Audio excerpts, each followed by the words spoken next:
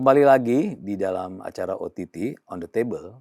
Kali ini saya mau menjawab ya, komentar-komentar dan menanggapi komentar-komentar dari, teman-teman yang menonton, eee, diskusi saya dengan Mas Ali Rifan ya, pendiri dan direktur eksekutif Arus Survei Indonesia. Beliau juga, pakar politik ya. Jadi atau pengamat politik ya, sehingga ada beberapa hal yang kami bicarakan ya terkait, eee, gonjang-ganjing sekarang ini ya, di mana ada demonstrasi, karena ada beberapa tuntutan ya selain melihat dari sikap ya, eee eee, para anggota dewan yang berbicara, dianggap, melewati batas, lalu ada kenaikan,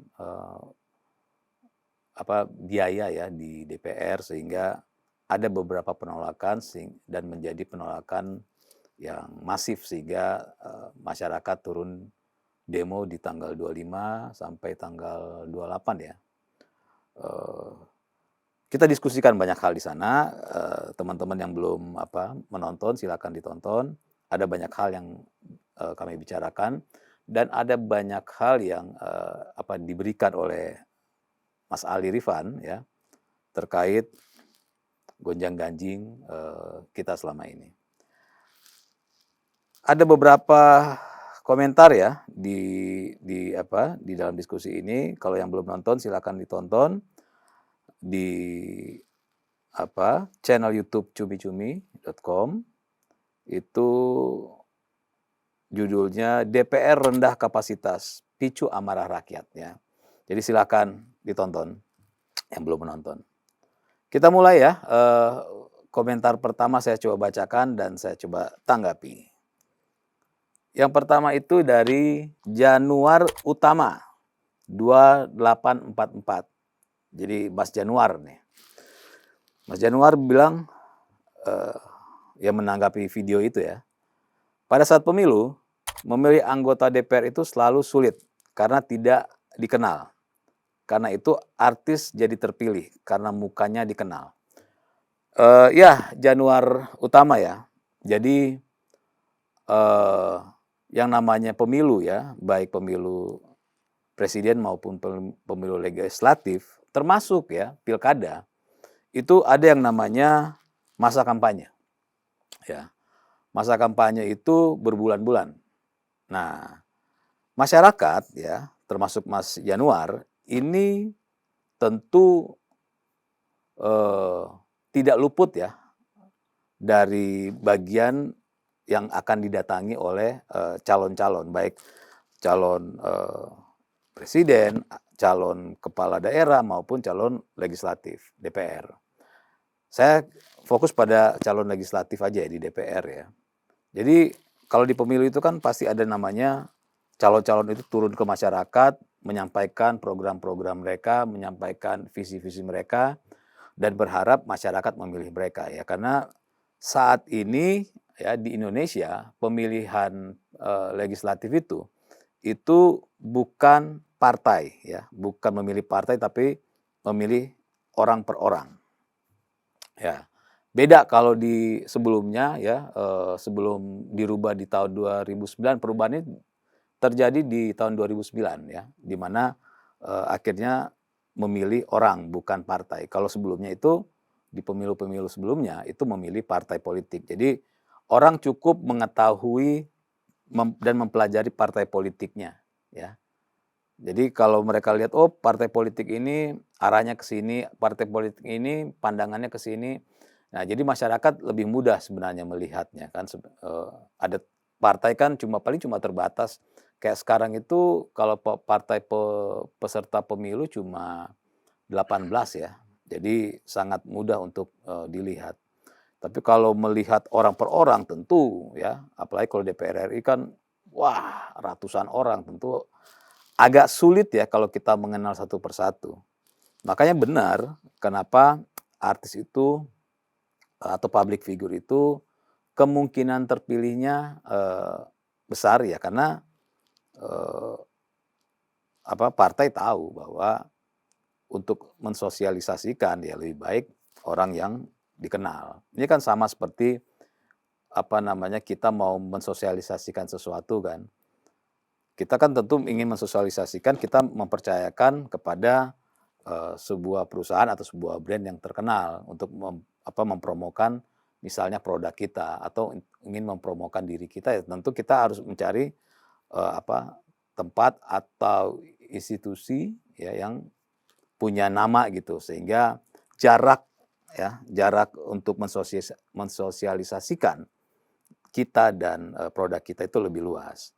Termasuk kenapa banyak orang menggunakan influencer di media sosial untuk, untuk mempromokan, produknya ya karena itu. Samalah, ya jadi sama ketika orang ingin memperkenalkan produk menggunakan influencer, begitupun partai politik sama ya. Mereka menggunakan, tokoh atau artis yang sudah dikenal oleh, masyarakat. Tapi memang itu kan tidak menjadi, sesuatu yang bisa dikatakan diharamkan ya. Karena mau itu artis, mau itu pengusaha, mau itu,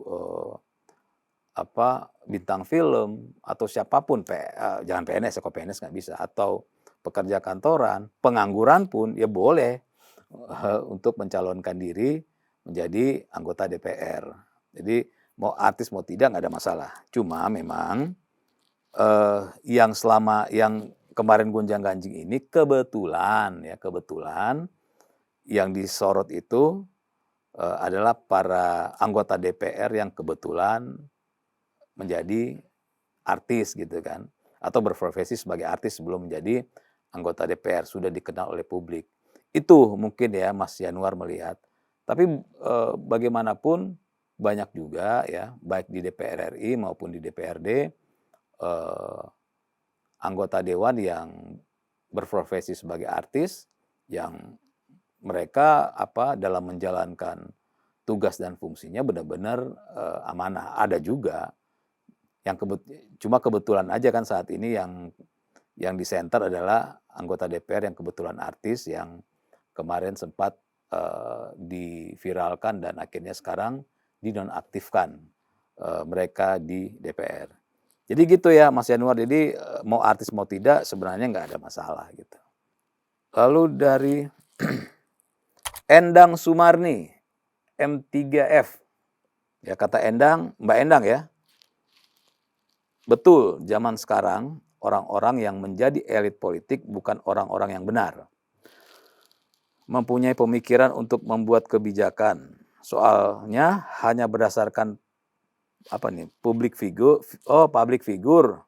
punya uang akhirnya mereka bisa terpilih. Kacau zaman sekarang. Jadi Mbak Endang ya, kalau Mbak Endang menonton video saya dengan Mas Ali, itu kita membicarakan juga soal ini gitu.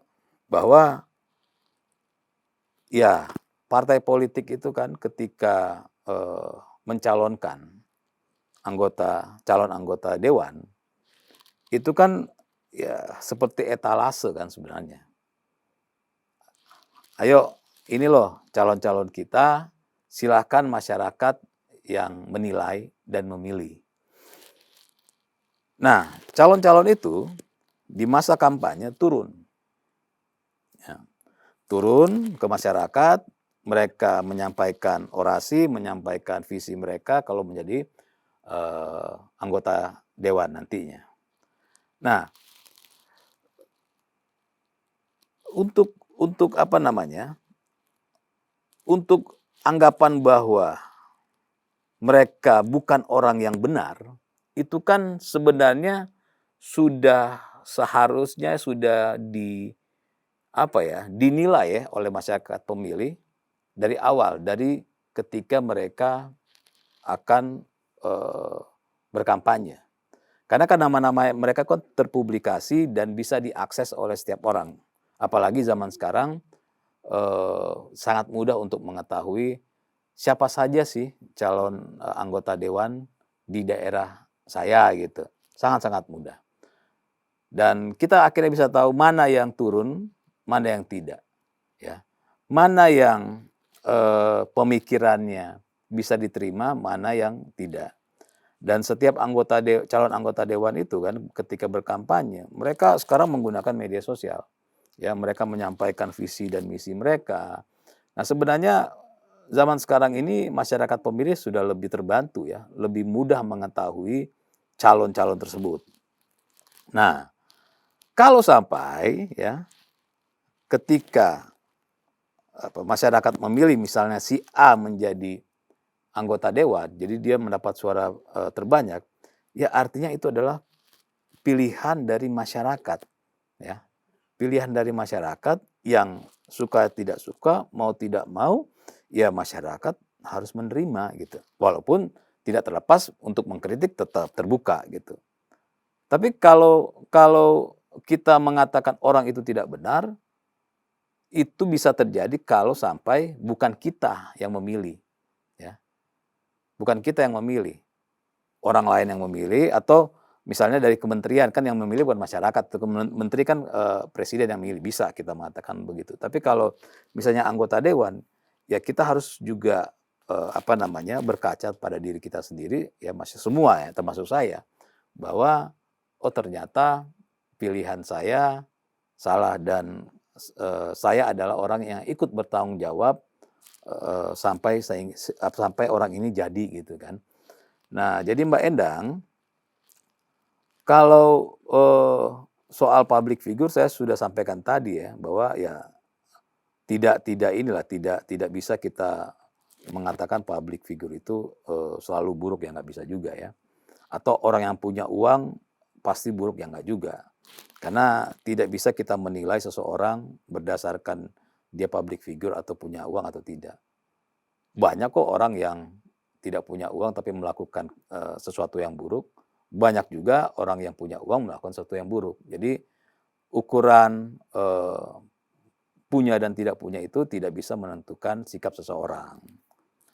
Jadi begitu ya Mbak Endang. Oke, ada lagi nih ya dari Sari TKW Hongkong ya, Mbak Sari ini. Mbak Sari mengatakan pejabat Indonesia kebanyakan korupsi, tapi orang korupsi hukumannya ringan. Seharusnya korupsi itu dihukum mati dan disita hartanya. Biar para korupsi itu punya jerah. Miris lihat negara Indonesia. Mbak Sari ya, Mbak Sari, mungkin persentasenya sangat kecil ya dibandingkan dengan seluruh pejabat ada di Indonesia yang terbukti korupsi ya, karena kita menyatakan orang itu melakukan korupsi itu setelah ada putusan pengadilan ya. Artinya kalau kita mau melihat ya persentase pejabat di Indonesia dengan pejabat Indonesia yang korupsi dan tidak korupsi, ya bisa dikatakan yang tidak korupsi yang lebih banyak ya. Dan kalau bicara mengenai hukumannya ringan, hukum di negara kita ya, karena di negara kita memang ada batasannya ya hukuman gitu kan. Kalau di luar negeri kan kita bisa melihat ada hukuman sampai hukuman 50 tahun, 60 tahun, 70 tahun. Kalau kita tidak, ada batasannya. Ya, kalau nggak salah itu ya 20 tahun lah batasannya ya. Koreksi kalau saya salah, tapi saya mendengar dari para ahli hukum ya, ketika itu di kasus korupsi apa tuh ya? Tambang kalau nggak salah. Itu ada seorang ahli hukum mengatakan ya inilah bahwa di Indonesia itu tidak bisa kita menghukum lebih dari 20 tahun karena ada batasannya. Ya kalau mau apalagi hukuman mati ya untuk korupsi ya, belum ada gitu. Tapi kalau kita mau ya mau tidak mau kita harus ya serahkan kepada DPR dan pemerintah untuk merevisi undang-undangnya, merevisi misalnya hukum pidananya, harus masukkan bahwa ada hukuman mati untuk pelaku tindak pidana korupsi, atau hukumannya jangan cuma 20 tahun batasannya tapi bisa lebih, dan macam-macam lah. Ya itu harus nanti disampaikan oleh masyarakat melalui anggota dewan ya, melalui DPR ketika mereka reses, atau yang paling awalnya adalah kalian masyarakat ketika pemilu harus memilih partai politik ya yang menjanjikan misalnya kami kalau dipilih, kami menjadi pemenang pemilu misalnya, kami berjanji akan mengubah undang-undang ya, bahwa korupsi orang yang terbukti korupsi itu hukumannya ada hukuman mati. Orang yang terbukti korupsi itu hukumannya bisa lebih dari 20 tahun. Nah, kalau itu ada partai seperti itu, ya itu yang dipilih. Jadi, kita harus melihatlah dari awal. Makanya kan demokrasi kita begitu, semuanya ya ada di tangan masyarakat, ya. Jadi bukan di tangan DPR, di tangan masyarakat. Masyarakat yang memilih wakilnya untuk sebagai perpanjang tangan dari keinginan masyarakat gitu. Nah, kalau masyarakat memilih partai yang tidak ya, partai politik yang tidak punya cita-cita seperti yang diinginkan masyarakat, ya tentu masyarakat tidak akan mendapatkan sesuai dengan keinginannya. Makanya pemilu nanti masyarakat harus melihat benar mana partai politik yang sesuai dengan pemikiran saya, mana partai politik yang sesuai dengan keinginan saya. Jadi itu kuncinya. Jangan sekarang menyalahkan misalnya anggota dewan ya, sudah telat sebenarnya gitu kan. Walaupun bisa-bisa aja. Tapi lebih baik dari awal gitu. Sehingga kita memilih partai politik yang benar-benar sesuai dengan keinginan kita. Bukan karena bayaran misalnya 50.000 ya. Atau oh kita memilih karena itu om saya, oh itu karena tante saya, itu kenalan saya. Nah, walaupun itu keluarga kita, tapi kalau kita ngelihat partainya, pola perjuangannya berbeda dengan yang kita harapkan, ya jangan dipilih. Gitu ya, Mbak Sari. Lalu ada dari Yulita 4800. Mbak Yulita. Kata Mbak Yulita gini, saat ini ada dampak siklus ekonomi bagi warga Jakarta yang penghasilannya hanya dari ojek online untuk kebutuhan sehari-hari. Sementara saat ini di Jakarta zona merah dan di jalan sangat sepi sehingga tidak bisa dapat penghasilan. Mbak Yulita ya, Mbak Yulita, sebenarnya kalau kita mau bicara itu, saya dan kita coba lihat 4 tahun lalu ya, 4 tahun lalu apa 3 tahun lalu, 4 tahun lalu lah. Ketika COVID gitu kan. Ketika COVID itu orang nggak pada keluar rumah ya. Tapi orang berusaha tetap, artinya beraktivitas tetap walaupun tidak keluar rumah. Karena ketika COVID itu kan yang dijaga itu bertemu ya, saling bertemu satu dengan yang lain. Itu kan yang dijaga agar tidak ada yang kena COVID gitu. Tapi orang jualan tetap, orang kantor tetap berjalan, bisnis tetap berjalan, dan segala macam tetap berjalan. Nah, kalau kita bicara ojek online, saya masih ingat ya. Jadi saya nggak bicara orang lain dah. Saya bicara di diri saya sendiri lah. Saya yang tadinya sehari itu paling satu ya, ojek online saya pesan makanan atau pesan barang. Tapi ketika COVID itu bisa sehari bisa 4 atau 5 kali saya pesan gitu. Karena saya nggak bisa kemana-mana gitu kan. Semuanya harus lewat perantara gitu. Dan ada kawan ojek saya, ya teman saya yang jadi driver ojek online, dia mengatakan, alhamdulillah masih bisa dapat masih bisa dapat banyak pelanggan ya. Yang tadinya pelanggannya orang, sekarang pelanggannya adalah mengantarkan makanan. Jadi kalau kita bicara siklus ekonomi hanya dari urusan demo-demo sekarang ini, saya pikir sih belum terlalu begitu signifikan ya efeknya. Karena ini kan hanya sementara ya. Kalau yang COVID itu kan saya bisa katakan bisa berbulan-bulan ya, bahkan 2 tahun ya. Kalau nggak salah itu kita harus berdiam diri, nggak bisa kemana-mana. Dan kalau ini kan karena Mbak Yulita bicara ojek online, ada aja, Mbak, ya, penghasilan dari ojek online yang mengantarkan. Ya kayak sekarang nih, ada yang Demo misalnya, orang yang tadinya nggak naik ojek online akhirnya naik ojek online. Tadinya naik kereta karena, ditutup, naik ojek online. Yang tadinya orang, mau keluar ya, mau makan di restoran, nggak jadi karena takut ada huru-hara, pakai ojek online. Jadi sebenarnya sih ini nggak ada masalah sih Mbak Yulita ya, tapi kita berharap, segera selesailah masalah ini, sehingga semuanya bukan hanya ojek online, tapi semuanya bisa beraktivitas lagi dengan normal. Oke, dari Bambu 105272. Anggota DPR, kata kata Bambu 1000, tergantung ketua partai.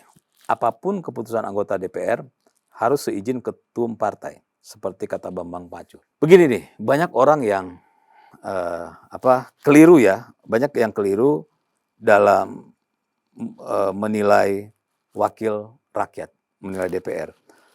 Orang tuh berpikir wakil rakyat itu adalah orang. Itu keliru ya. Wakil rakyat itu ya adalah partai politik. Jadi apa yang dikatakan Pak Bambang Pacul itu ya benar. Kenapa? Nah, ini ada alasannya Bambu 1000 ya.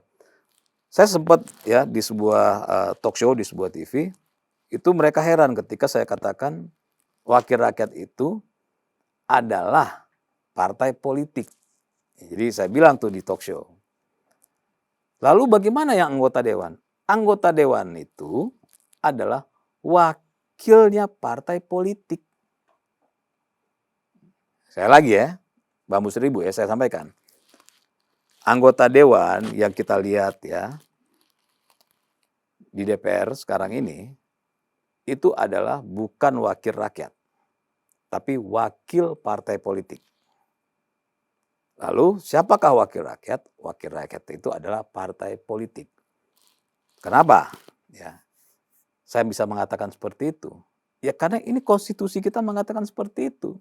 Ya, silakan lihat di Undang-Undang Dasar 45 bahwa peserta pemilu legislatif itu bukan orang loh.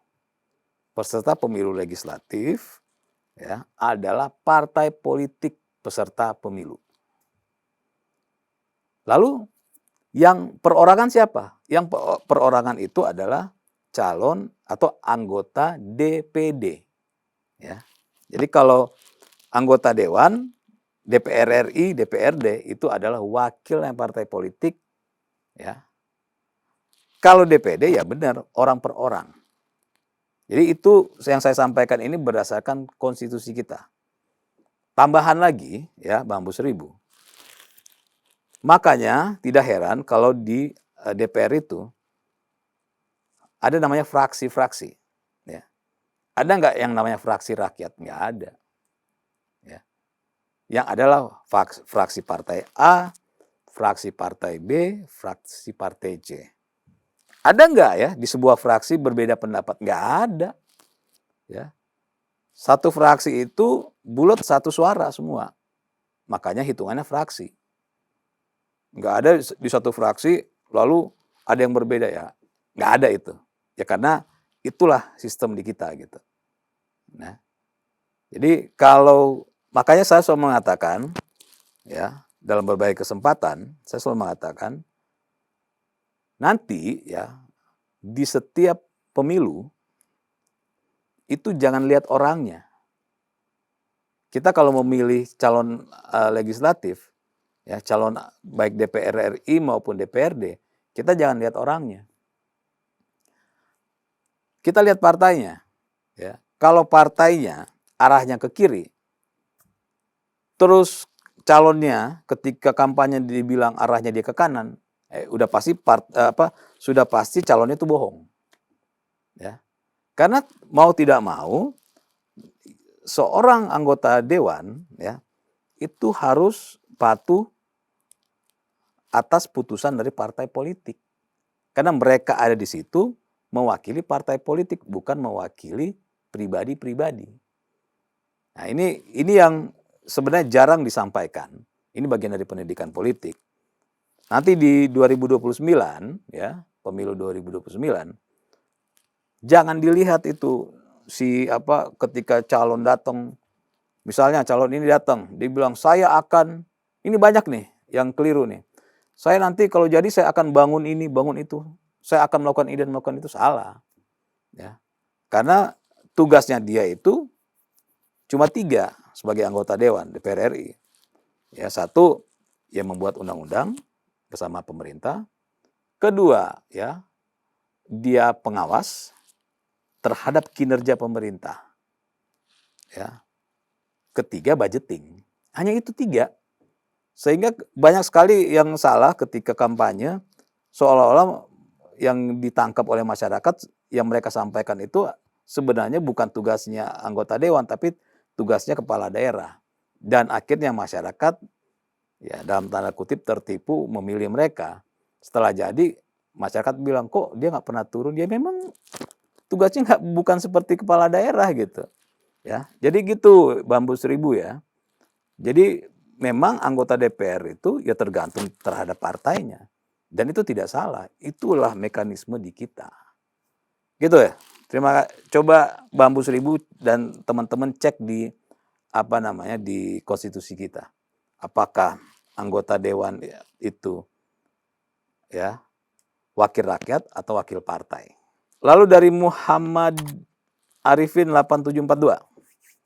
Kata Muhammad, agar lembaga DPR tidak menjadi tempat mencari uang dan menumpuk kekayaan, maka gaji dan tunjangan anggota DPR disamakan saja dengan tunjangan pejabat eselon 1 dan 2 di lingkungan PNS, sehingga para calon anggota legislatif tidak lagi menghalalkan segala cara untuk mendapatkan suara rakyat. Muhammad Arifin ya, jadi gini nih, sebenarnya kita bicara soal gaji dan segala macam, anggota dewan itu mereka menjadi terpilih menjadi anggota dewan itu tidak sembarangan ya.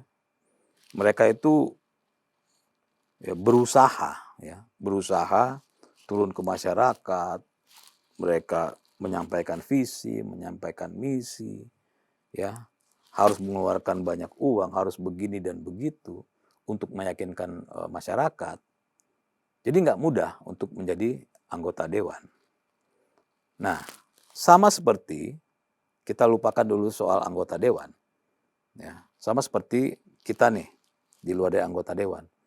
Kita berusaha, ya sekolah, kita berusaha pagi, siang, sore, malam, ya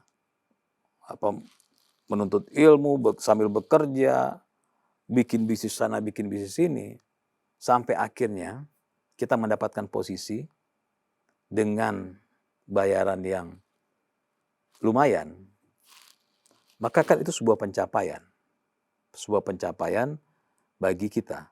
Harus kita seobjektif mungkin melihat bahwa anggota dewan itu pun manusia, ya, sama seperti kita.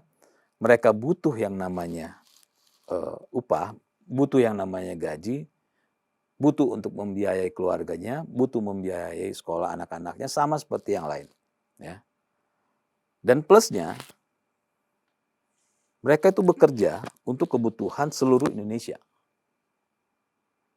Bukan hanya satu kantor saja, seluruh Indonesia yang mereka kerjakan itu seluruh Indonesia. Belum lagi ya, kalau mereka kedatangan, namanya anggota dewan itu selalu aja setiap hari ada kedatangan tamu dari masyarakat untuk menyampaikan pendapat, untuk minta tolong, untuk begini dan begitu. Akhirnya harus mengeluarkan banyak uang dan segala macam. Jadi sangat tidak bisa, bukan kita mau membedakan, tapi memang berbeda ya. Nggak bisa apple to apple ya. Bahwa dia harus disamakan dengan PNS, nggak bisa. Pekerjaan misalnya PNS dengan anggota dewan sangat berbeda. Kan nggak mungkin ya kita misalnya posisi kita misalnya di sebuah perusahaan direktur gitu ya. Lalu kita disamakan dengan misalnya staf biasa. Kan nggak mungkin juga. Semua itu ada grade-nya. Tentu harus juga dilihat apakah pemerintah dan DPR juga harus mulai melihat apakah pembiayaan ini sudah layak dengan kehidupan mereka sehari-hari, kebutuhan sehari-hari anggota dewan, apa belum? Kalau belum misalnya harus dinaikannya pun misalnya ya tidak berlebihan. Jadi Mas Muhammad Arifin ya, jadi kalau Anda mengatakan menghalalkan segala cara untuk mendapatkan suara rakyat, ya nggak semuanya seperti itu. Dan kedua, ya jangan juga rakyat yang mau dibayar gitu. Kalau rakyatnya nggak mau dibayar, ya tentu mereka nggak akan bisa gitu untuk melakukan seperti yang Anda sampaikan, menghalalkan segala cara.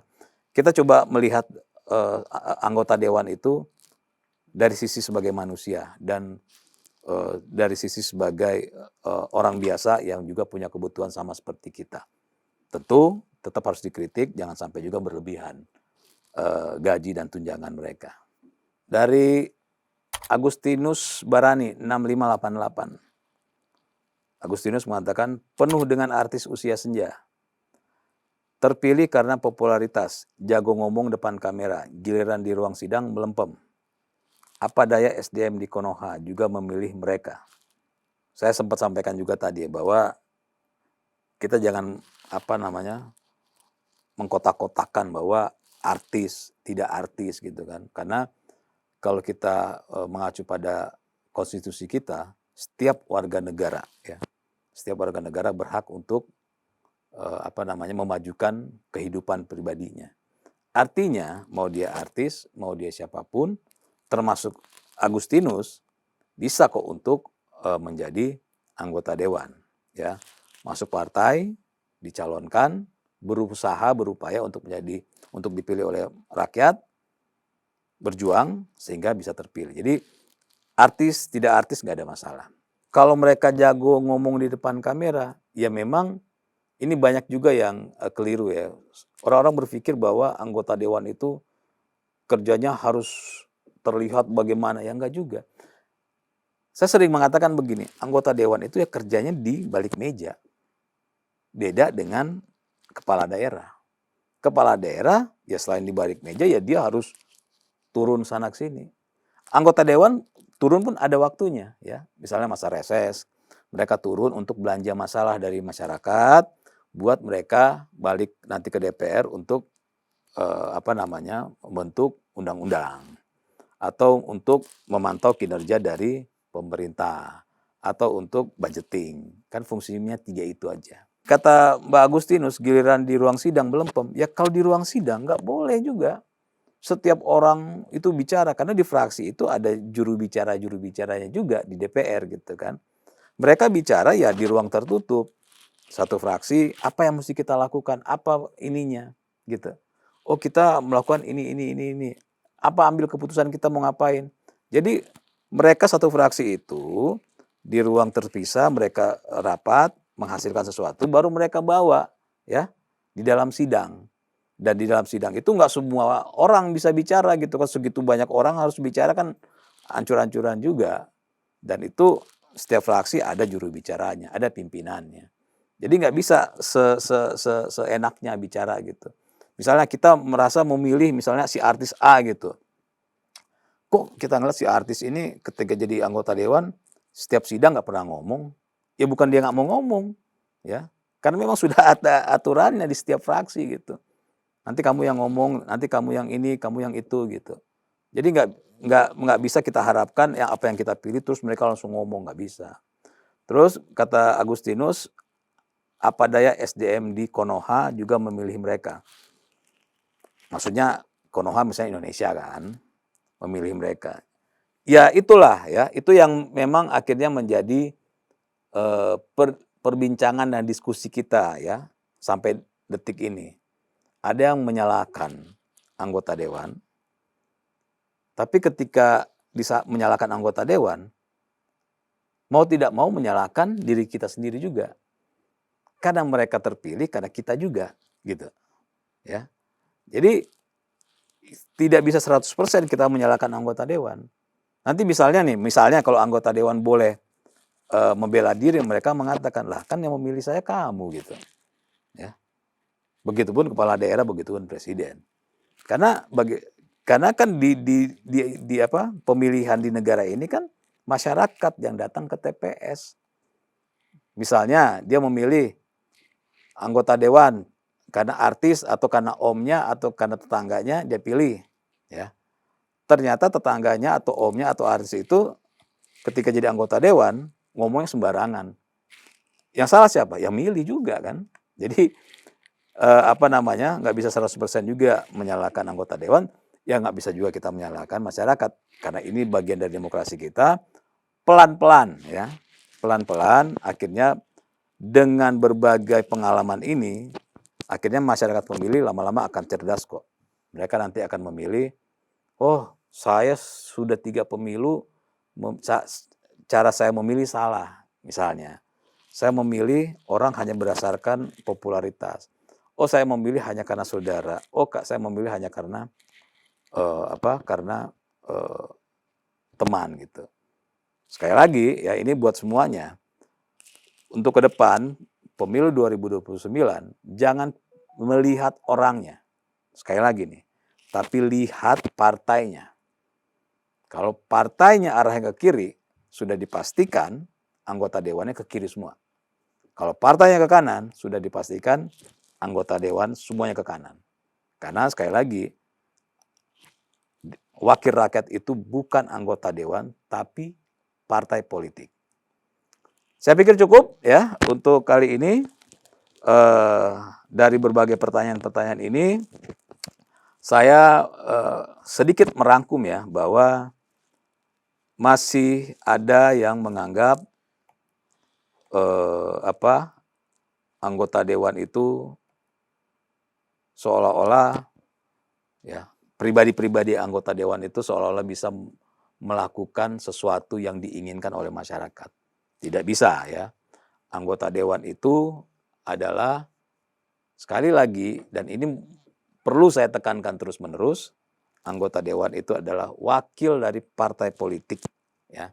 Di mana partai politik yang menentukan arah dan kebijakan.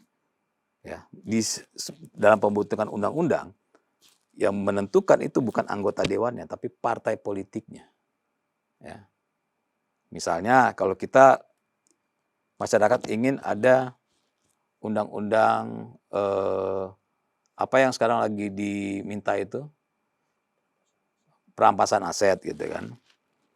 Nah, jangan jangan masyarakat meminta ke orang per orang anggota dewan menuntut mereka. Misalnya menuntut artis A gitu kan, kamu sudah saya pilih nggak berani kamu mengajukan atau membuat undang-undang perampasan aset, nggak bisa. Yang harus ditekankan itu adalah ke partai politiknya. Karena kalau partai politiknya mengatakan dukung, ya pasti didukung oleh fraksinya. Gitu ya, ini mudah-mudahan bisa menjadi pembelajaran politik bagi yang menonton. Terima kasih.